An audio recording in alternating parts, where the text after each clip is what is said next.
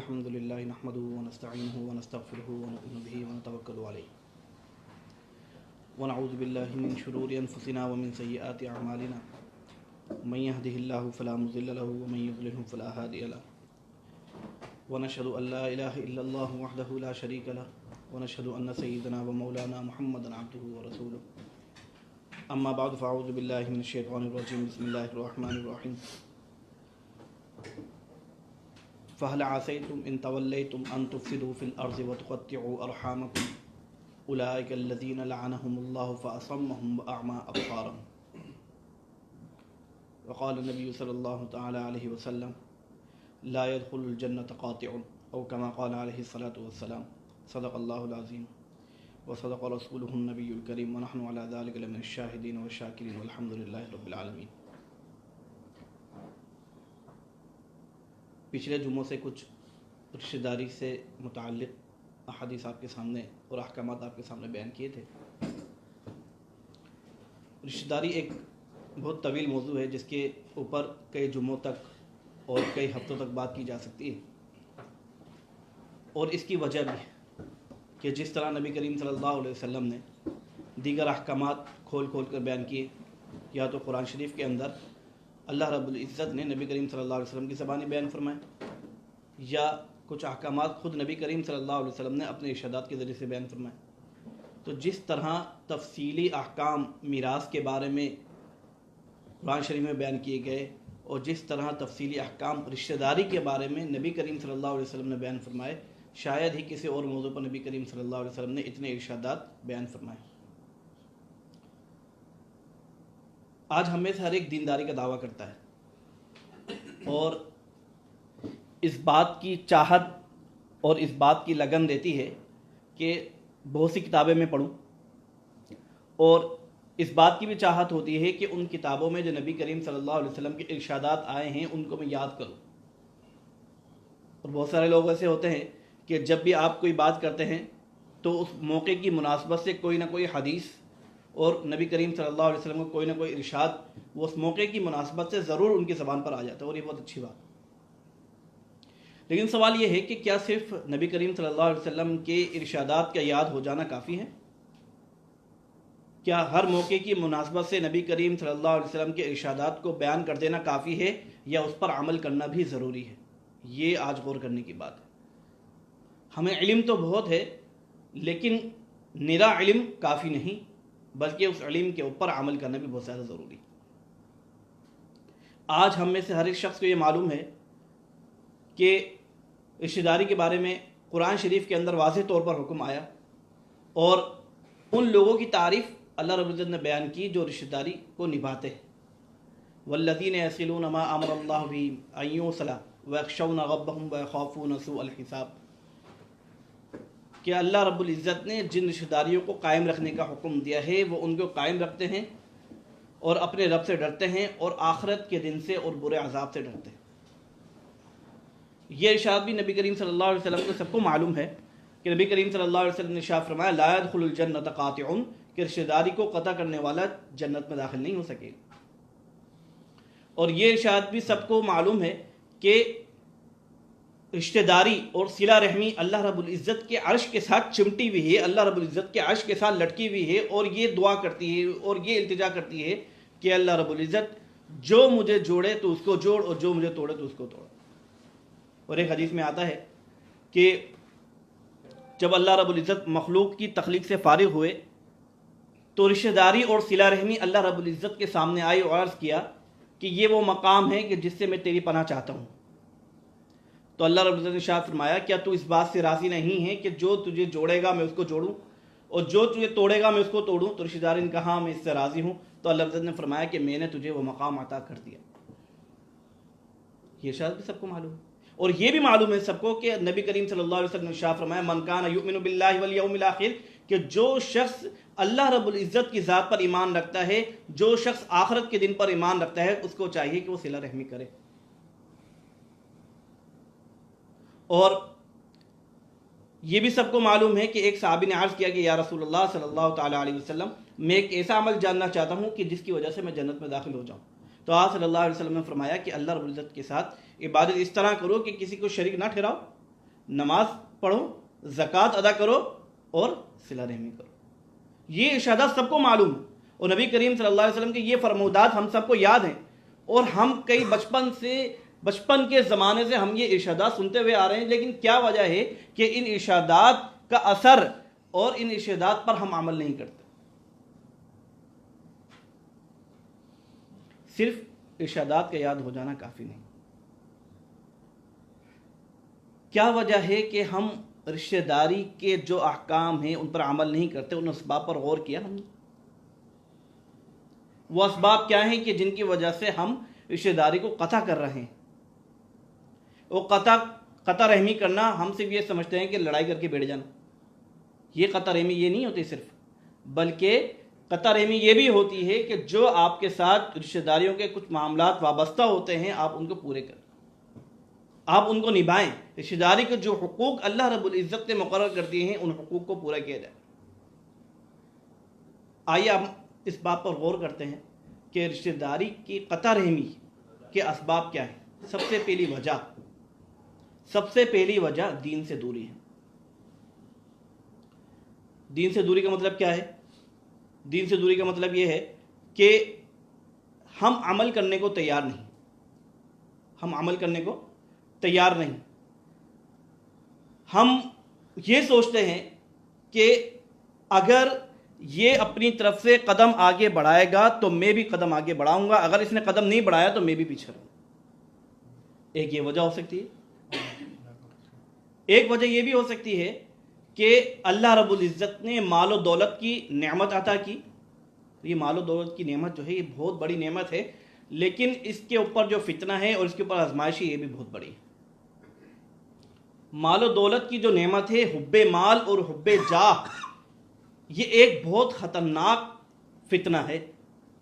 نبی کریم صلی اللہ علیہ وسلم نے ارشاد فرمایا کہ 2 بھوکے بھیڑیے اگر کسی بکریوں کے ریوڑ میں ان کو چھوڑ دیا جائے تو وہ اس بکریوں کے ریوڑ کو اتنا نقصان نہیں پہنچائیں گے جتنا ایک آدمی کو مال کی محبت اور مرتبے کی محبت اس کے دین کو نقصان پہنچاتی ہے. اب دین کا نقصان پہنچانا کیا ہے کہ مال کی محبت کی وجہ سے، مرتبے کی محبت کی وجہ سے، اسٹیٹس کے محبت کی وجہ سے جو اللہ رب العزت کی طرف سے احکام عائد ہیں ہمارے اوپر، جو ذمہ داریاں، جو فرائض ہم پر عائد ہیں، ہم اسے کوتاہی کر رہے ہوتے ہیں. تو ہمارے کسی رشتہ دار کی غربت یا مال کی کمی، اور یہ صرف زبان کی بات نہیں ہے، آنکھوں سے دیکھی ہوئی بات ہے. ہم یہ سوچتے ہیں کیا نہیں ایسی بات تو نہیں ہے کہ ایسا کیسے ہو سکتا ہے کہ ہم امیر ہو جائیں تو ہم اپنی رشتہ داری قطع تعلق کر لیں، ختم کر لیں. نہیں، ایسا ہوتا ہے. عجیب بات یہ ہے کہ آج سے چند سال پہلے تک ہم یہ بات کیا کرتے تھے کہ بھئی یورپ کے اندر تو ماحول بڑا خراب ہو گیا ہے. کس طرح ماحول خراب؟ اولڈ ایج ہاؤسز وہاں پر قائم ہیں اور والدین کو وہاں چھوڑ دیا جاتا ہے. بھئی اسلام میں تو اس چیز کی بالکل بھی اجازت نہیں ہے، اور اسلام میں تو اس چیز کی ترغیب دی گئی ہے کہ آپ والدین کی خدمت کریں. آج سے چند سال پہلے تک ہم یہ بات کیا کرتے تھے نا، لیکن آج ہمارے والدین خود ہمارے گھروں کے اندر ہماری توجہ سے محروم. آج ہمارے بچے، ہماری اہلیہ خود ہماری توجہ سے محروم ہیں. آج ہمارے رشتہ دار کہ جو موقع بہ موقع ہماری طرف تکتے ہیں اور کسی ضرورت کے وقت ہماری طرف دیکھ رہے ہوتے ہیں، وہ ہماری توجہ سے محروم ہیں. اس کی ایک اور سب سے بڑی اور بنیادی وجہ یہ ہے کہ ہم نے اپنی زندگی کو بہت زیادہ مصروف کر لیا. ہماری میٹنگز، ہمارے فون کالز، ہماری دعوتیں، ہم اس بات پر تو خوش ہوتے ہیں اور ایک ساتھ تو یوں کہنے لگے کہ میں جب گھر کے اندر داخل ہوتا ہوں نا تو بچے بالکل خاموش ہو کے بیٹھ جاتے ہیں. بیوی کی ہمت نہیں ہوتی کہ میرے سامنے زبان کھول سکے. ارے یہ کون سی بہادری، یہ کون سا رعب ہے آپ کا؟ نبی کریم صلی اللہ علیہ وسلم کا تو معمول یہ تھا کہ جب بھی نبی کریم صلی اللہ علیہ وسلم گھر کے اندر داخل ہوا کرتے تھے تو مسکراتے ہوئے چہرے کے ساتھ داخل ہوا کرتے تھے. کیا وہ ہماری توجہ کے مستحق نہیں؟ کیا بیوی، کیا بچے، کیا ہمارے والدین؟ آج ہم نے اپنے گھر کو اولڈ ایج ہاؤس بنا لیا ہے. اولڈ ایج ہاؤس میں کم از کم یہ تو ہوتا تھا نا کہ ان کی نگرانی کرنے والا، ان کا خیال رکھنے والا، اس گھر کے اندر کوئی کیپر ہوتا تھا جو ان کی نگرانی کرتا تھا. آج گھر کے اندر ہی والدین اس بات سے محروم ہے کہ ہمارے بچہ ہماری طرف توجہ کرے. کیوں؟ اس کی سب سے بڑی بنیادی وجہ یہ ہے کہ ہم نے اپنی زندگی کو مصروف کر لیا ہے. آج ہم سوشل ہوئے تو ہیں، لیکن ہمارا سوشل ہونا صرف میڈیا کی حد تک ہے۔ آج ہم فیس بک کے اوپر بیٹھ کر ہم میسج کر، کسی نے اپنا اپڈیٹ کر دیا، کیسے لگا دیا کہ آج میں بہت زیادہ بیمار ہوں، فیلنگ سیڈ۔ اب فیلنگ سیڈ کے بعد اب کمنٹ کی لائن لگی ہوئی ہے، کمنٹ کی لائن لگی ہوئی ہے، اور کوئی کہہ رہا ہے کہ ہم آپ کے دکھ میں برابر کے شریک ہیں، ہے نا، اور کوئی کہہ رہا ہے کہ وجہ پوچھ رہے کیا ہوا بھائی، کیوں سیڈ ہے؟ لیکن ہمارے گھر میں جو بیوی ہم سے ناراض ہے کسی وجہ سے، اس سے یہ نہیں پوچھ رہے بھائی تم ناراض کیوں ہو۔ ہمارا بچہ کسی وجہ سے منہ بنا کے بیٹھا ہوا ہے تو ہم اس سے یہ نہیں پوچھ رہے کہ بیٹا تم کس وجہ سے منہ بنا کے بیٹھے ہوئے ہیں۔ والدین جو آپ کی طرف راہ تک رہے ہیں کہ میرا بیٹا کبھی ہمارے کمرے کے اندر بھی آئے، ہم نے کبھی اپنی والدین سے جا کر نہیں پوچھا کہ والد صاحب یا والدہ محترمہ آپ کس وجہ سے غمگین رہتے ہیں، آپ کی غمگین ہونے کی وجہ کیا ہے۔ یہ ہم اس کی طرف توجہ نہیں ہے۔ فیس بک کے اوپر، واٹس ایپ کے اوپر کوئی اسٹیٹس لگایا تو اس کے اوپر کمنٹ جاری ہیں، رپلائی ہو رہا ہے اس کا۔ تو ہم نے اپنے آپ کو سوشل کیا تو ہے، اور سوشل ہونا بہت زیادہ ضروری ہے، لیکن سوشل ہم نے اپنے آپ کو میڈیا کی حد تک کر لیا ہے۔ ہم نے اپنے رشتہ داروں میں نہیں دیکھا، ہم نے اپنے گھر والوں کے درمیان نہیں دیکھا کہ ہمیں وہاں بھی سوشل ہونے کی ضرورت ہے۔ اب کسی کی طرف سے دعوت نامہ آیا تو دعوت نامے کو یہ کہہ کر ٹال دیا کہ بھائی میری تو ایک جگہ میٹنگ، دعوت نامے کو یہ کہہ کر ٹال دیا کہ بھائی میرے ایک دوست نے میری پہلے سے دعوت کی ہوئی۔ کیا آپ کے دوست زیادہ آپ کے قریب ہیں یا آپ کی رشتہ داری سب سے پہلے؟ یقیناً دوستوں کے بھی حقوق ہیں اور ارشادات ہیں، نبی کریم صلی اللہ علیہ وسلم نے اس کے بھی حقوق بیان کیے ہیں، لیکن ہر چیز کو اس کے درجے میں رکھنا زیادہ ضروری ہوتا ہے۔ سب سے پہلے آپ کے گھر والوں، والدین کا حق ہے آپ کے اوپر، پھر آپ کے گھر والوں کا حق ہے آپ کے اوپر، پھر آپ کے رشتہ داروں کا حق ہے آپ کے اوپر، پھر آپ کے دوستوں کا حق ہے آپ کے اوپر، پھر آپ پڑوسیوں کا حق ہے آپ کے اوپر۔ تو جتنے حقوق نبی کریم صلی اللہ علیہ وسلم نے بیان کیے ہیں ان کی بھی کچھ درجہ بندی ہے، لیکن ہم یہ دیکھتے ہیں کہ ہمارے اسٹیٹس کو جس سے فائدہ پہنچے گا ہم اس کو تو اہمیت دیں گے، لیکن ہمارے اسٹیٹس میں، ہمارے مرتبے میں جس سے نقصان آئے گا ہم اس کو زیادہ اہمیت نہیں دیں گے۔ دیکھیں اللہ رب العزت کی طرف سے یہ جو مرتبہ ملا ہوا ہے، یہ جو اسٹیٹس ملا ہوا ہے، یہ جو مال ملا ہوا ہے، یہ مال ختم ہو جائے گا، یہ مال فنا ہو جائے گا۔ آج جو لوگ زبان سے آپ کی تعریف کر رہے ہیں، ہو سکتا ہے کل وہی لوگ آپ کی برائی کرنے لگے۔ آج جس مال پر آپ فخر کر رہے ہیں، ہو سکتا ہے، یقینی طور پر یہ بات ہے کہ وہ مال کل آپ کا نہیں رہے گا، لیکن جن رشتہ داروں کے ساتھ تعلق رکھنے کا آپ کو فائدہ دنیا کے اندر بھی ملتا اور اس کا فائدہ آخرت کے اندر بھی ملتا، اس کو رشتہ داری کو بنانے کی فکر نہیں کی۔ آج جس تربیت کا اثر اولاد کے اوپر ہوتا اور آپ کے مرنے کے بعد بھی وہ آپ کے لیے صدقہ جاریہ بنتی، آپ نے ان پر توجہ نہیں دی۔ نبی کریم صلی اللہ علیہ وسلم نے شاہ فرمایا نا کہ مرنے کے بعد انسان کے سب اعمال منقطع ہو جاتے ہیں، لیکن چند چیزیں ایسی ہیں جو اس کے بعد بھی باقی رہتی ہیں۔ صدقہ جاریہ اگر کسی نے کر دیا ہو تو اس کا ثواب بھی اس کو ملتا رہتا ہے، اور نیک اولاد کے بارے میں، صالح اولاد کے بارے میں فرمایا نبی کریم صلی اللہ علیہ وسلم نے کہ وہ جب دعا کرتی رہتی ہے تو اللہ عزت کا ثواب بھی اس کو پہنچاتے رہتے ہیں۔ آج ہم نے کیا اپنی اولاد کی تربیت کے اوپر اتنی توجہ دی جتنی توجہ ہم نے فیس بک پر دی؟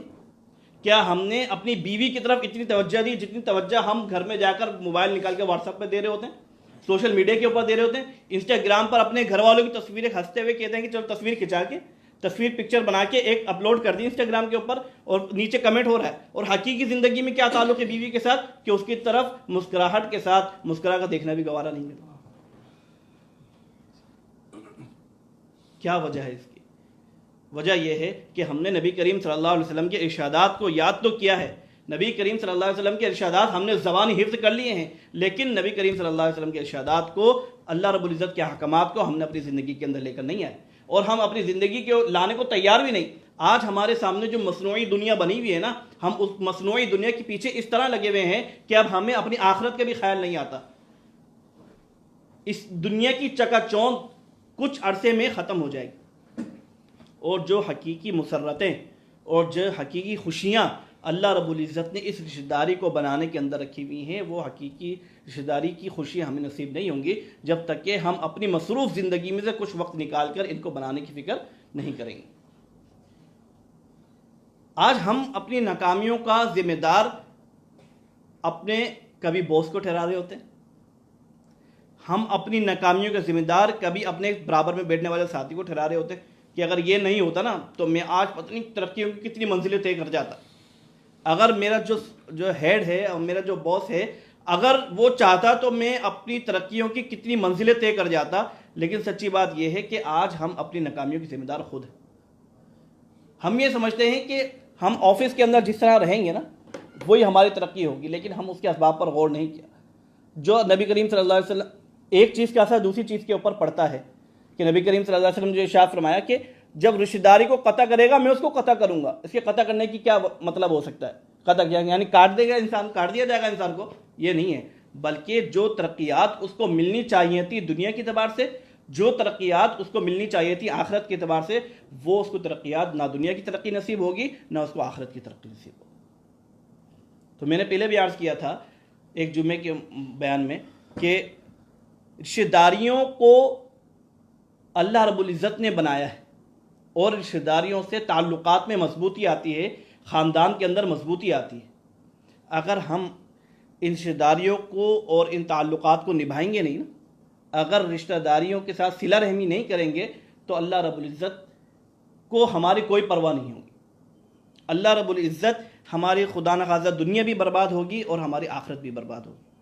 تو اللہ رب العزت سے دعا ہے کہ اللہ رب العزت جو احکامات نبی کریم صلی اللہ علیہ وسلم نے رشتہ داری کے متعلق بیان کیے ہیں ہمیں ان پر عمل کرنے کی توفیق عطا فرما دے۔ اللہ رب العزت ہمیں بھی کچھ وقت اپنے گھر والوں کے لیے، اپنے والدین کے لیے، اپنی اولاد کے لیے اور ہماری مصروف زندگی میں سے کچھ وقت ہمارے رشتہ داروں کے لیے نکالنے کی بھی توفیق عطا فرما دے۔ وآخر دعوانا ان الحمد للہ رب العالمین۔